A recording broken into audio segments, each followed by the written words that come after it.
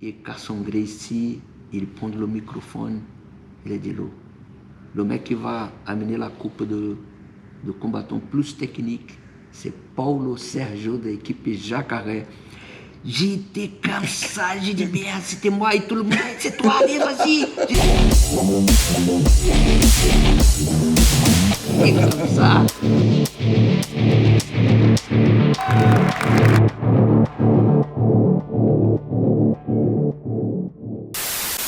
Bienvenue dans ce 7e Vlog Public Domaine.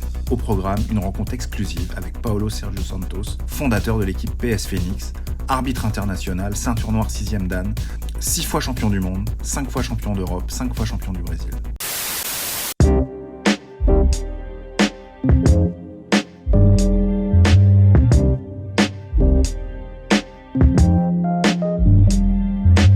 Insidieusement mais sûrement, alors que je n'étais qu'enfant ainsi commença sur moi le traitement de vermine, infligé par toute une masse d'anonymes à qui certains patronymes, voire quand ce n'est pas la mine, carbore leur porteur, qui leur inspire le dégoût, la peur des noirs ou des peurs.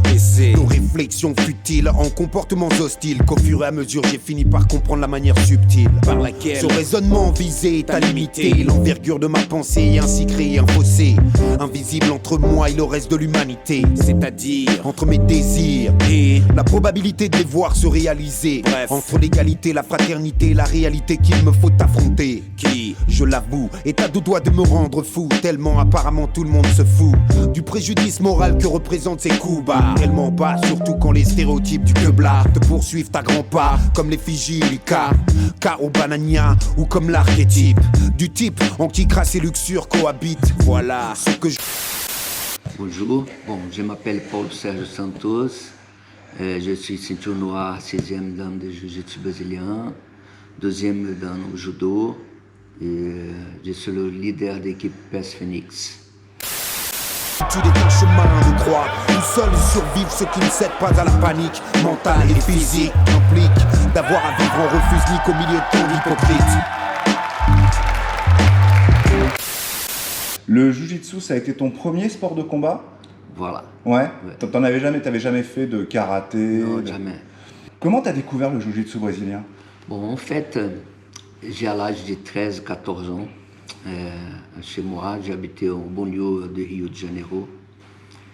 Et il y a un club à côté de chez moi, qui est un grand maître là-bas qui s'appelle Wilson Matos, d'accord? Lui, c'est chez Fada. Il y a deux directions de jiu-jitsu brésilien, c'est la direction Gracie et la direction Fada, d'accord? Et lui, c'est de la direction Fada. Et j'ai à l'âge de 13 ans, j'ai parti au club et j'ai regardé les cours comme ça, d'accord? Et après, j'ai regardé les techniques. Et quand j'ai arrivé chez moi, dans un terrain comme ça, j'ai appelé mes copains, on va faire du jiu-jitsu brésilien ici, et tout le monde vient pour faire, et j'ai réussi à faire les techniques comme ça, là-bas. Et on a parti pour trouver des cartons pour mettre par terre, là, comme ça.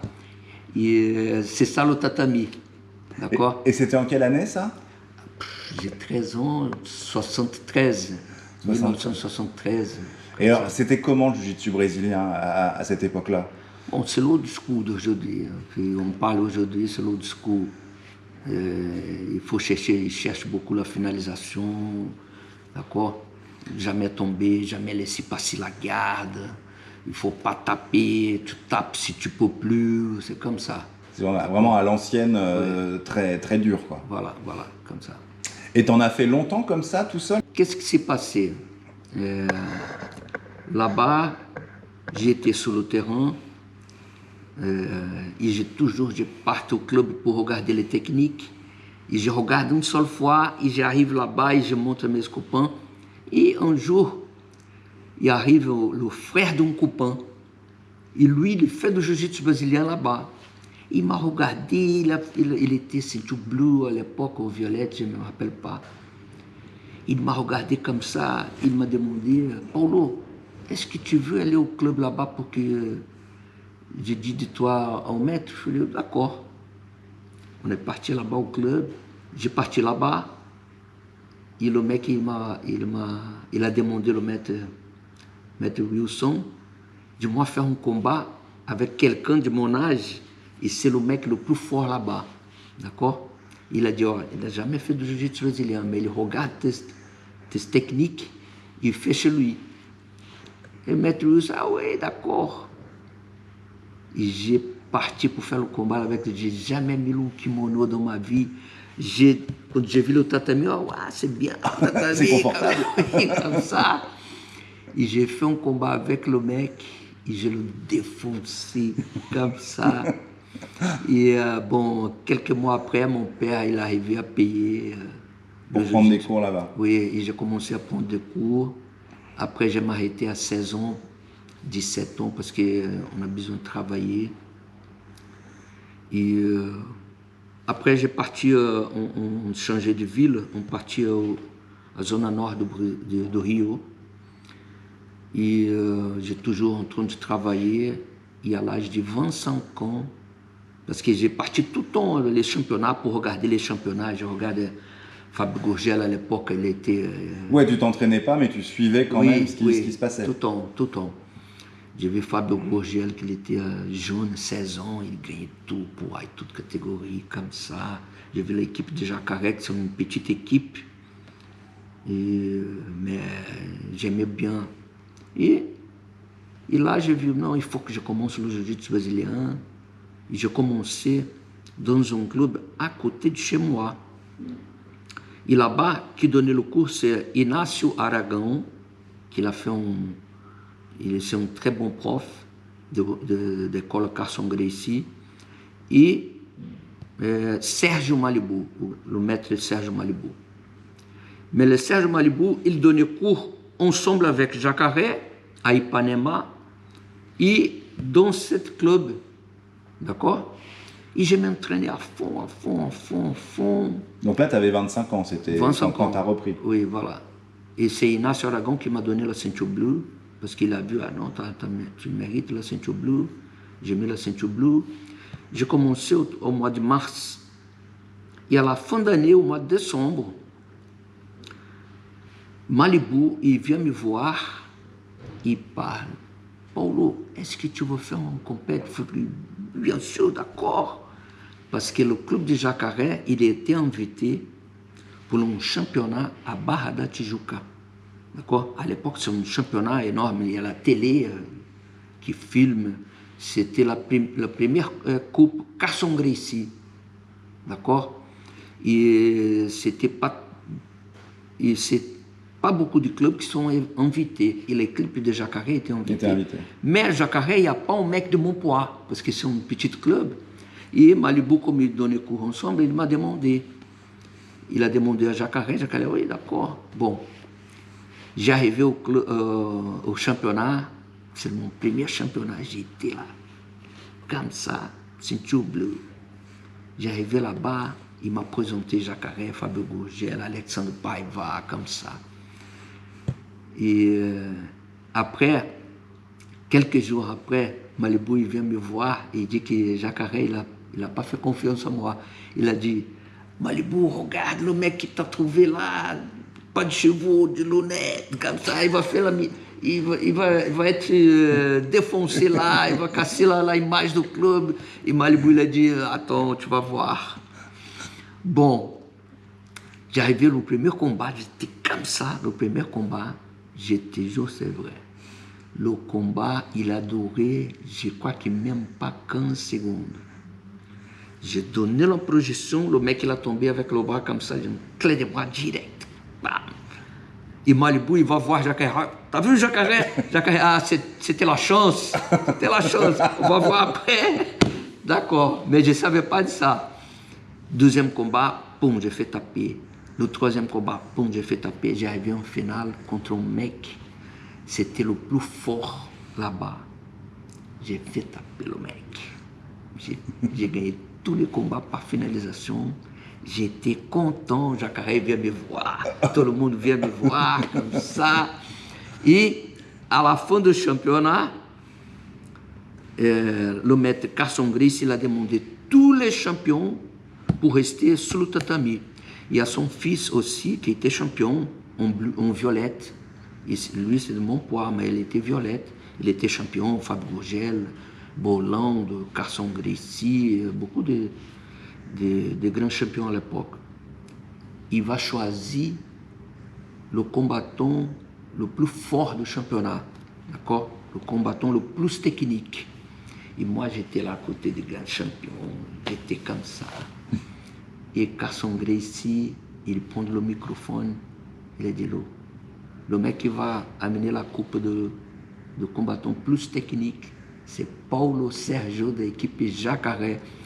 J'étais comme ça, j'ai dit merde, c'était moi et tout le monde, c'est toi, allez, vas-y. J'ai dit merde. J'ai parti là-bas, j'ai pris la coupe de la main de Carson Gracie, j'étais comme ça, et j'ai entendu la fille de la télé, monte la coupe, j'ai monté la coupe là, et comme ça, et après ça, j'ai dit, ah oui, je suis bien.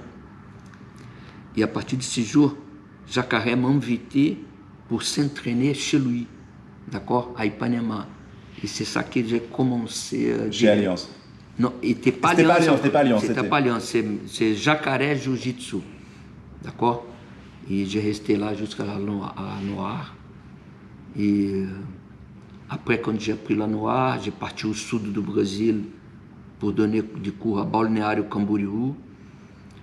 Et après, j'ai parti à Florianópolis. J'étais invité pour donner cours aussi à Florianópolis. Et après, il y a beaucoup d'élèves au sud du Brésil qui commençaient à donner cours. Et quand j'étais à Florianópolis, c'est là qu'a commencé l'Alliance. Parce que Jacaré, il a vu dans les championnats, les élèves de Fabio Gurgel, d'Alexandre Paiva combattre ensemble là, et il n'a pas aimé. Et il a dit, on va faire une équipe tous ensemble. Et c'est là qu'a commencé l'équipe Alliance. Et ça, c'était en quelle année à peu près? Je ne me rappelle pas bien, mais 95, environ comme ça. Quoi. Ah ouais, c'était tard parce que. Oui. Ouais. C'était tard parce que moi je pensais qu'il avait créé. Je pensais qu'il avait créé Alliance dès qu'il était parti de chez Rolls en fait après la mort de Rolls. Oui, non. Avant c'était Jacaré Jiu-Jitsu. Et c'est une petite salle à Ipanema, une trop petite salle.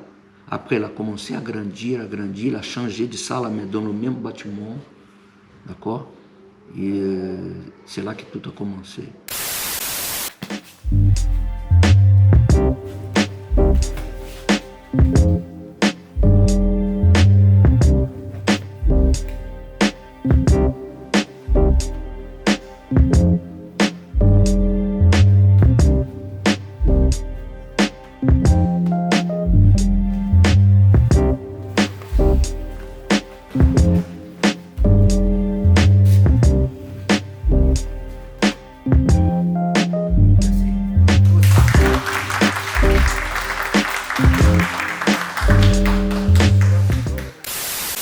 Et donc, toi, t'es resté combien de temps à donner des cours au Brésil comme ça avant de commencer à voyager en Europe ou ailleurs? Bon, j'étais invité pour donner des cours à Paris en 2003. D'accord. J'ai fait un championnat du monde au Brésil à l'époque. C'était encore au Brésil. Et j'ai fait un très bon championnat. J'ai fait... bon, j'étais champion. Il y a un mec français là-bas, le propriétaire d'un club à Paris, qui m'a regardé. Et à la fin du championnat, il vient me voir, il parle un peu le brésilien comme ça, parce que je ne parle pas l'anglais. Et à l'époque, je ne parlais pas français. Et il m'a demandé si je suis envie de donner des cours à Paris. J'ai dit oui, j'attends de ta proposition, là, comme ça. Il m'a donné une proposition, j'ai amélioré un peu, il a accepté, et c'est ça que... Donc c'est à ce moment-là que tu arrives à Paris, et donc à cette époque-là, c'est quoi? C'est le Temple des Arts Martiaux? Temple des Arts Martiaux, voilà. Et j'ai resté là-bas, et après, j'ai changé pour ici. J'ai donné des cours aussi à Villeneuve-Saint-Georges, à Fouchancon. Fouchancon, ouais. Et... mais il y a Gare de l'Est aussi. Il y a Gare de l'Est, oui. Gare de l'Est et Villeneuve-Saint-Georges, voilà. D'accord. Donc toi, tu as créé PS Phoenix à quelle époque? Parce que nous, quand on a commencé ensemble, c'était encore Alliance. Oui, c'est encore Alliance. Mais donc PS Phoenix, c'était quoi, 2010, 2012? Oui, environ comme ça. Ouais. Et aujourd'hui, tu as combien de clubs PS Phoenix entre le Brésil et les différents pays? Enfin, t'as des clubs dans quel pays? Bon, il y a en Italie, il y a au Maroc, en Bolivie, et bientôt aux îles Réunion et Portugal. Ouais, donc ça fait déjà une... En Italie, j'ai déjà parlé, ouais. c'est pas vrai, c'est ça. Ça fait déjà une bonne petite équipe. Oui, on commence doucement, tranquille, c'est comme ça. Et puis peut-être la Suisse bientôt. Oui. Peut-être, on va voir. On verra.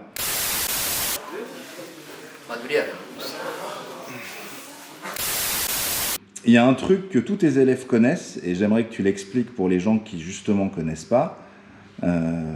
Qu'est-ce que c'est qu'un Madureira? Ah oui, Madureira. J'appelle tout le monde Madureira parce que Madureira, c'est une équipe de foot au Brésil qui perd pour tout le monde. Et quand quelqu'un fait des bêtises dans le cours...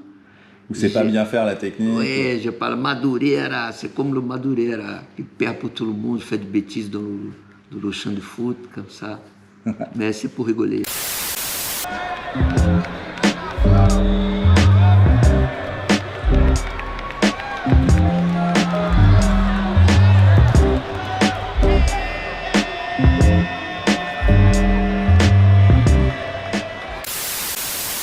Quelle différence tu vois, toi, entre le Jiu-Jitsu old school et le Jiu-Jitsu new school, les versions un peu modernes du Jiu-Jitsu, que ce soit les techniques ou les prises avec le lapel, ce que fait Keenan Cornelius, par exemple, ou ce que font d'autres gens.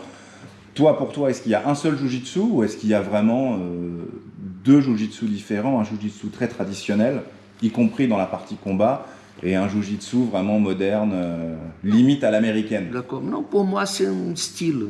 Mais il y a un seul Jiu-Jitsu, d'accord, le Jiu-Jitsu brésilien, mais il y a plusieurs styles. On se parle old school, parce que l'old school, à l'époque, on cherchait qui la finalisation.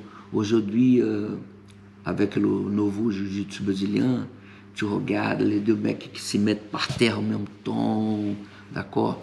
Et il y a la chance de monter pour gagner des points, mais il ne monte pas parce qu'il va chercher le dos, d'accord? Donc ça, c'est un style, d'accord? Mais les mecs de mon époque ne font jamais ça. Il va tout le temps essayer de passer la garde, essayer de monter, de faire taper.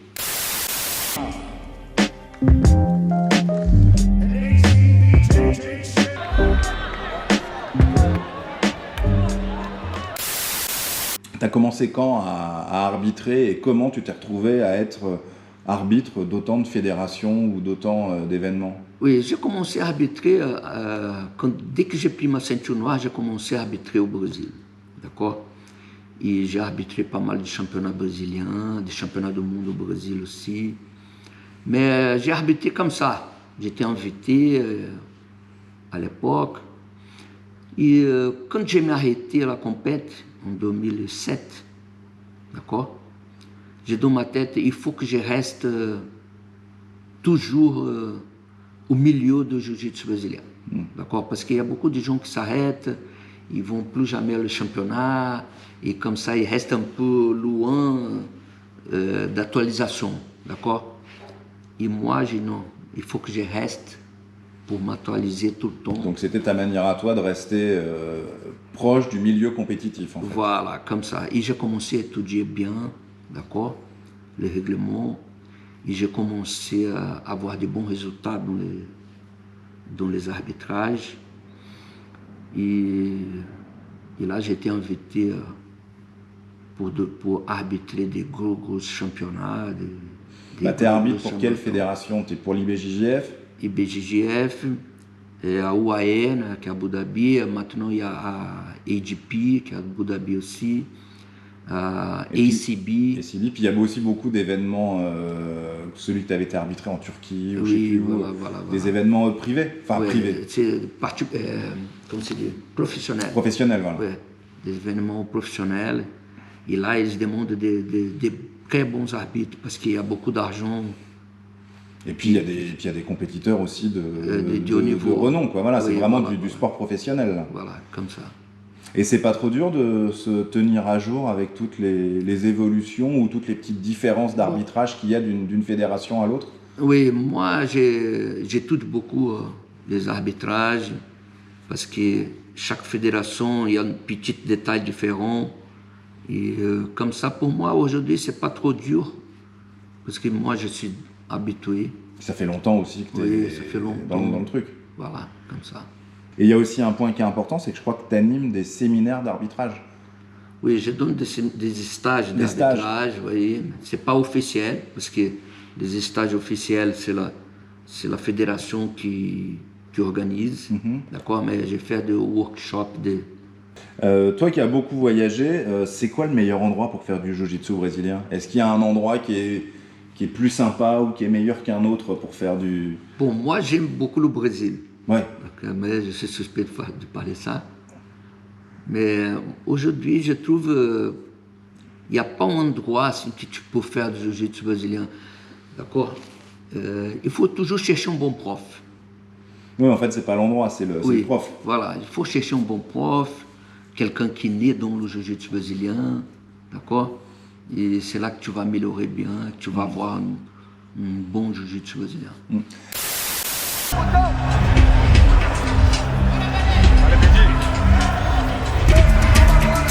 C'est un saisie sur le corps.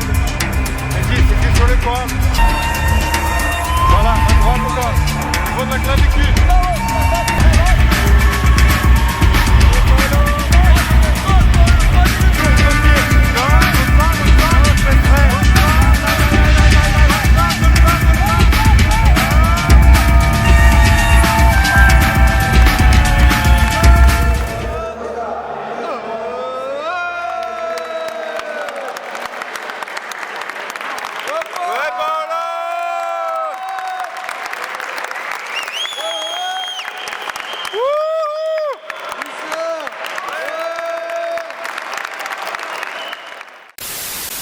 C'est quoi ton plus beau souvenir de compétition? Si tu devais garder une compétition, si tu devais mettre chez toi dans un cadre une photo d'une compétition que tu as gagnée ou à laquelle tu as participé, ce serait laquelle? Bon, il y a le... Parce qu'il y en a plusieurs, y compris la première dont on parlait tout à l'heure. Voilà, comme ça. Et il y a aussi mon dernier championnat que j'ai fait en 2007. C'était la finale de toute catégorie au championnat d'Europe, que j'ai réussi à gagner en 22 secondes, avec une projection, uma spécialité là, Yoko Tomoe. Ça, je garde beaucoup dans ma tête. Ok, quels sont tes projets pour l'avenir? Si on peut avoir des projets avec le Covid et tout ce qu'il y a autour, parce que c'est un peu compliqué en ce moment, mais voilà, tu aurais une baguette magique, c'est quoi tes projets pour l'avenir? Pour l'instant, là, on est un peu bloqué à cause du Covid. Je crois qu'on va rester bloqué jusqu'à la fin de l'année. Mais j'ai de bons projets pour l'année prochaine. Bientôt, vous allez voir, vous allez savoir. Surprise. Surprise. Ok, super. Et est-ce que tu as un dernier mot à ajouter? Bon, c'est pour mes élèves, pour pas lâcher, d'accord? Ce moment-là, c'est un peu dur, mais il faut recommencer. Il faut recommencer le jiu-jitsu brésilien, il ne faut pas lâcher, parce que c'est un sport qui te donne beaucoup de confiance, qui te donne de santé aussi, d'accord? Et j'espère qu'ici le club à Paris, il forme encore beaucoup de ceintures noires. Voilà. Super. Eh ben, merci beaucoup, Paolo, à bientôt. Merci, à bientôt.